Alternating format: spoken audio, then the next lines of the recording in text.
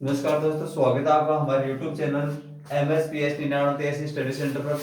और आज मैं आपके लिए लेकर आया हूं जो अपना टॉपिक आज रहने वाला है वो है प्रकाश, लाइट। इससे जुड़े हुए जो सारी जो चीजें हैं, प्रकाश क्या है और जैसे दर्पण है वो भी आज अपन इसमें पढ़ने वाले हैं। तो सबसे पहले हम देखते हैं प्रकाश क्या है।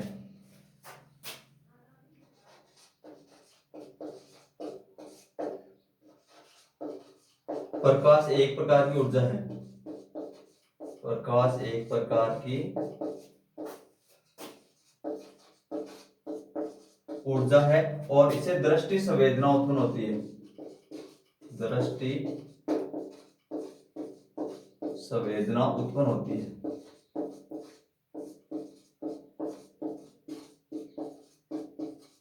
यह प्रकाश की परिभाषा। प्रकाश एक प्रकार की ऊर्जा से दृष्टि संवेदना उत्पन्न होती है, यानी देखने की शक्ति मिलती है। संसार की प्रत्येक वस्तु जिसको हम देखते हैं वो प्रकाश की वजह से हम देख पाते हैं। बिना प्रकाश के हम किसी भी वस्तु को नहीं देख सकते। जैसे कोई भी वस्तु है वो अपने को दिखाई दे रही है, ये मान लो कोई वस्तु है और ये अपने को दिखाई दे रही है, तो किस कारण से दिखाई दे रही है? यानी कि जो सूर्य का प्रकाश है वो सबसे पहले इस वस्तु से टकराता है और टकरा कर हमारी आंख तक जब लौटता है तब अपने को वस्तु दिखाई देती है। सूर्य का प्रकाश किसी वस्तु से टकराकर हमारी आंख तक पहुंचता है तब अपने को वस्तु दिखाई देती है। यदि प्रकाश के माध्यम में कोई अपारदर्शी वस्तु, प्रकाश के मार्ग में कोई अपारदर्शी सतह आती है, अपारदर्शी सतह या वस्तु आती है, तब उसकी छांव बनती है। तब क्या बनती है? छांव। प्रकाश गुजरने के आधार पर जो सतह है उसको अपन तीन भागों में बांट सकते हैं। पहली है अपारदर्शी, दूसरी होती है पारदर्शी,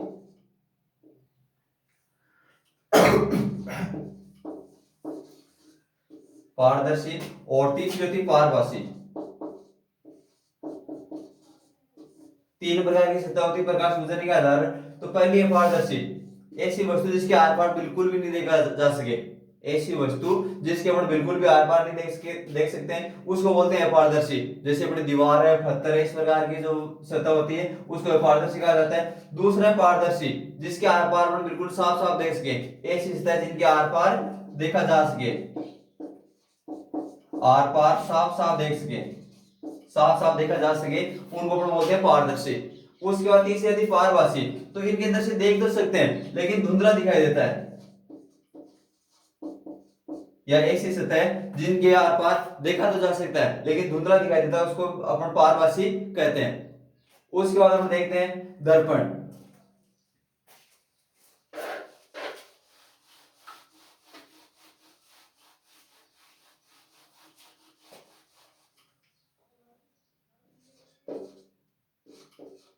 दर्पण क्या है? दर्पण की परिभाषा। तो किसी कांच के टुकड़े पर, किसी कांच के टुकड़े पर, कांच के टुकड़े पर पॉलिश कर दी जाए,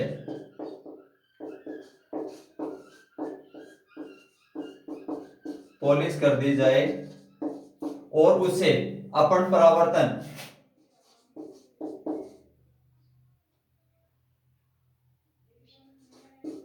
उसे परावर्तन व प्रतिबिंब, प्रतिबिंब निर्माण का कार्य कर सके, उसको हम बोलते हैं दर्पण। किसी कांच के टुकड़े पर पॉलिश कर दी जाए और उसे परावर्तन व प्रतिबिंब निर्माण का कार्य कर सकते हैं, प्रतिबिंब निर्माण का कार्य किया जाता है, उसको अपन दर्पण कहते हैं। मुख्य रूप से अपने दर्पण है वो दो प्रकार के होते हैं। पहला है समतल दर्पण, पहला है समतल दर्पण और दूसरा होता है गोलीय दर्पण।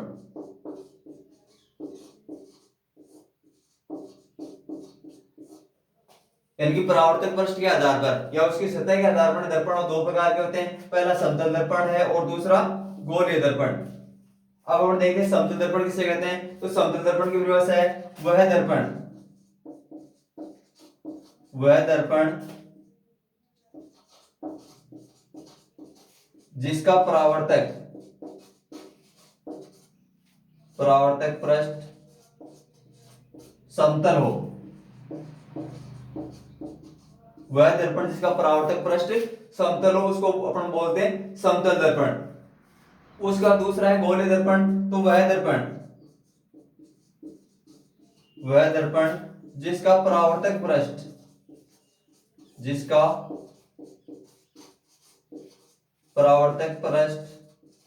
गोलीय हो,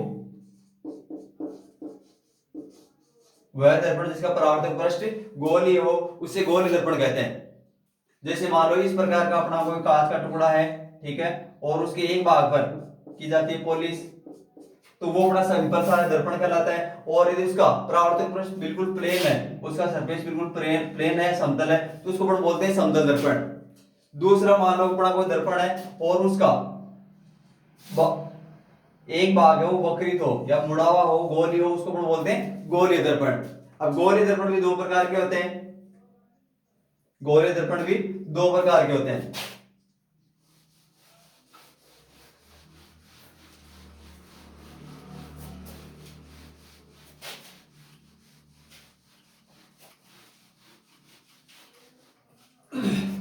एक होता है उत्तल दर्पण, एक होता है उत्तल दर्पण और दूसरा होता है अवतल दर्पण। अवतल दर्पण, गोलीय दर्पण के तो दो प्रकार हो गए, पहला है अपना उत्तल दर्पण और दूसरा है अवतल दर्पण। गोलीय दर्पण को किसी कांच के खोखले गोले का कटा हुआ भाग माना जाता है। गोलीय दर्पण को किसी कांच के खोखले गोले का कटा हुआ भाग माना जाता है। तो मान लो ये अपने पास कोई कांच का खोखला गोला है, खोखली गेंद है, तो उसका अपन एक भाग काट लिया, जैसे ये भाग है, और इसको अपन यहां से काट देते हैं, इसको अपन यहां से कट कर देते हैं। तो कट कर देने के बाद में यहां से जो आकृति है इस प्रकार निकल कर आएगी। ये कांच का गोला था और उसका एक भाग है, उसको हमने काट कर अलग कर दिया, तो इस यहां से इस प्रकार की आकृति निकल कर आती है। और इस टुकड़े पर अब जब अपन एक भाग पर पॉलिश करते हैं, उसे परावर्तक का कार्य कराते हैं, तो वे होते हैं गोलीय दर्पण। तो सबसे अपन देखते हैं उत्तल दर्पण।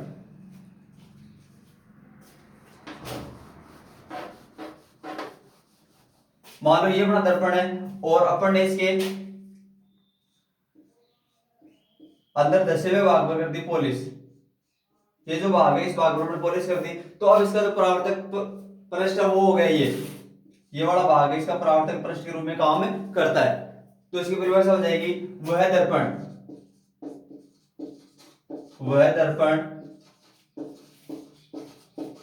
जिसका उभरा हुआ भाग परावर्तक का कार्य करता है, परावर्तक का कार्य करता है, उसे अपन कहते हैं उत्तल दर्पण। जैसे ये दर्पण है तो इसका कौन सा भाग परावर्तक काम कर रहा है, उभरा हुआ भाग, ये तो परावर्तक काम कर रहा है। तो वह दर्पण जिसका उभरा हुआ भाग, यानी ये वाला जो भाग है परावर्तन का काम करता है, उसको बोलते हैं अपन उत्तल दर्पण।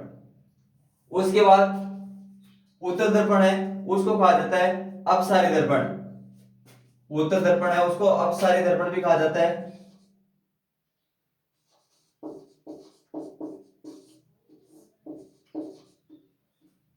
अपसारी दर्पण।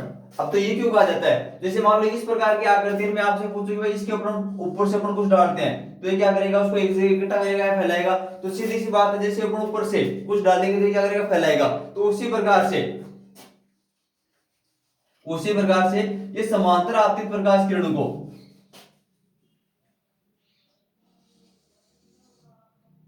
ये उत्तल दर्पण है और इसके अंदर धसे हुए भाग पर अपन ने कर दी पॉलिश, तो ये उभरा हुआ भाग हो गया। और इसकी जो सबसे बीच वाली लाइन होती है उसको बोलते हैं मुख्य अक्ष। सबसे बीच वाली जो लाइन होती है उसको कहा जाता है मुख्य अक्ष। और जैसे ही इस मुख्य अक्ष के समांतर प्रकाश किरण आपतित होती है, जैसे ही मुख्य अक्ष के समांतर प्रकाश किरणें आपतित होती है, तो परावर्तन के पश्चात ये क्या करता है, उनको फैला देता है। परावर्तन के पश्चात इनको चारों दिशाओं में फैला देता है।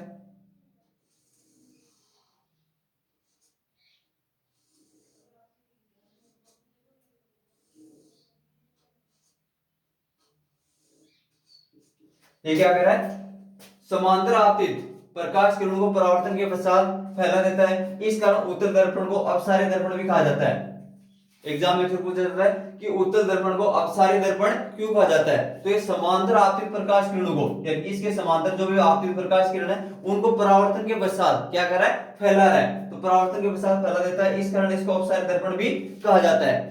दूसरा है अपना अवतल दर्पण। दूसरा जो दर्पण का प्रकार है वो है अवतल दर्पण। तो जस्ट इसका उल्टा हो जाएगा। अब की बार हम उभरे हुए भाग को पॉलिश कर देंगे।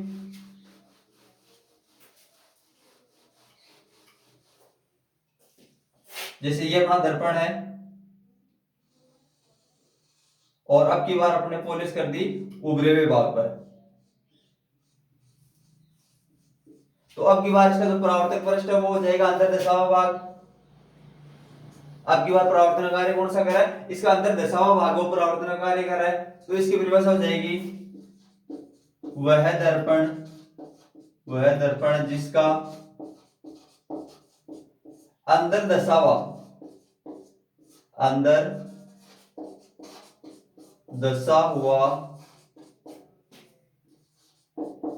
भाग परावर्तक पृष्ठ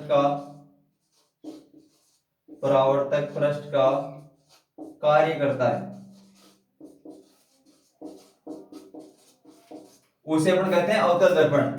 अब की बार देखो उभरे हुए भाग पर पॉलिश की हुई है, तो जिस भाग पर पॉलिश कर दी जाती है वो भाग में परावर्तन कार्य करेगा, नहीं उसे प्रतिबिंब निर्माण होगा। तो अंदर दशा हुआ भाग है वो परावर्तन का कार्य कर रहा है। तो वह दर्पण जिसका अंदर दशा हुआ भाग परावर्तन का कार्य करता है या परावर्तक पृष्ठ का कार्य करता है उसको अपन बोलते हैं अवतल दर्पण। और अवतल दर्पण को मेरे बच्चों अभिसारी दर्पण कहा जाता है। अभिसारी, अपसारी का मतलब था फैला देना, यानी क्या कर रहा था? चारों दिशाओं में फैला रहा था। लेकिन अभिसारी का मतलब होता है एक बिंदु पर केंद्रित करना। इसका अर्थ होता है एक बिंदु पर केंद्रित करना, एक बिंदु पर केंद्रित करना। और अपसारी का मतलब होता है फैला देना। अपसारी का अर्थ होता है फैला देना। तो देखिए ये हो जाएगी इसकी मुख्य अक्ष,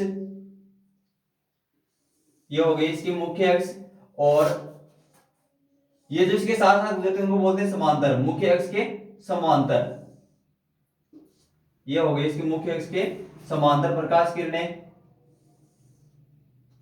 तो ये इनको क्या करता है? परावर्तन के पश्चात एक बिंदु पर केंद्रित करता है, एक बिंदु पर केंद्रित कर देता है। अवतल दर्पण मुख्य अक्ष के समांतर आपतित किरणों को परावर्तन के पश्चात एक बिंदु पर केंद्रित कर देता है, जिसको अपन बिंदु आय कहते हैं। और इसी कारण इसको अभिसारी दर्पण भी कहा जाता है। अवतल दर्पण समांतर आपतित प्रकाश किरणों को परावर्तन के पश्चात एक बिंदु पर केंद्रित करता है, इस कारण इसको अभिसारी दर्पण कहा जाता है। और दोस्तों अगले पार्ट में अपन देखने वाले हैं परावर्तन क्या है।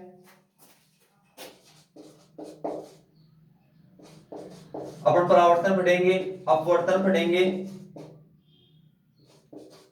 और ये जो गोलीय दर्पण है इनसे प्रतिबिंब निर्माण वो भी अपन देखने वाले हैं। और यदि हमारा ये वीडियो आपको बेसिक अच्छा लगता है तो आप हमारे वीडियो को लाइक करें और चैनल को सब्सक्राइब जरूर करें। धन्यवाद दोस्तों।